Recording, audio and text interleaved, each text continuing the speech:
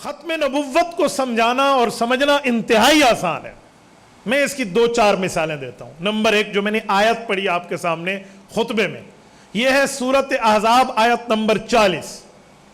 یہ آیات دلیل کے ساتھ یاد ہونی چاہیے. آیت نمبر 40، اس میں اللہ تعالیٰ نے 3 باتیں فرمائی ہیں. یہ میں سمجھانے لگا ہوں کہ ختم نبوت کی دلیل کیسے ہے. فرمایا ما کان محمد ابا احد من رجالکم، حضور مردوں میں کسی کے ابا جان نہیں ہیں، ولیکن رسول اللہ، لیکن اللہ کے رسول ہیں. سوال اٹھتا ہے یہ 2 باتیں آپس میں جمع کیسے ہوتی ہیں؟ میں مردوں میں کسی کے ابا نہیں ہے، اگلا لفظ تو ہونا چاہیے عورتوں میں کسی کے ابا ہیں، حالانکہ یوں آیت تو نہیں ہے. لفظ مردوں میں کسی کے ابا نہیں لیکن اللہ کے رسول ہے. تو رسول اور ابو کا آپس میں کیا ریلیشن ہے؟ یہ لفظ کیوں آیا؟ نمبر 3 اگلا لفظ ہے وخاتم النبیین، اور رسول اللہ صلی اللہ علیہ وسلم آخری نبی ہیں.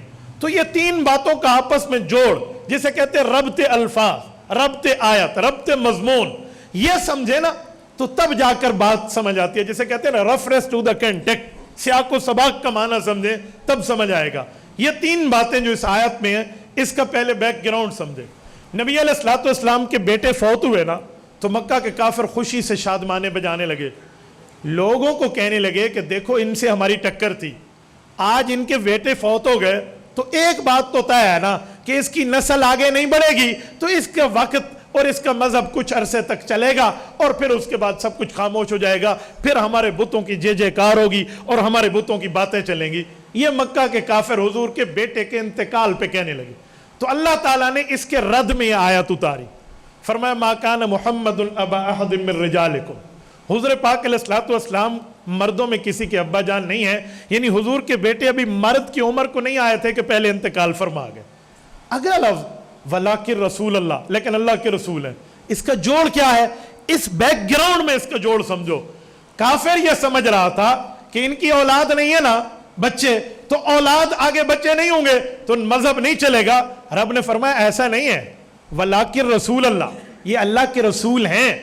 اور باپ کی بات کو اولاد آگے پھیلاتی ہے تو رسول کے مشن کو امت لے کر آگے چلے گی.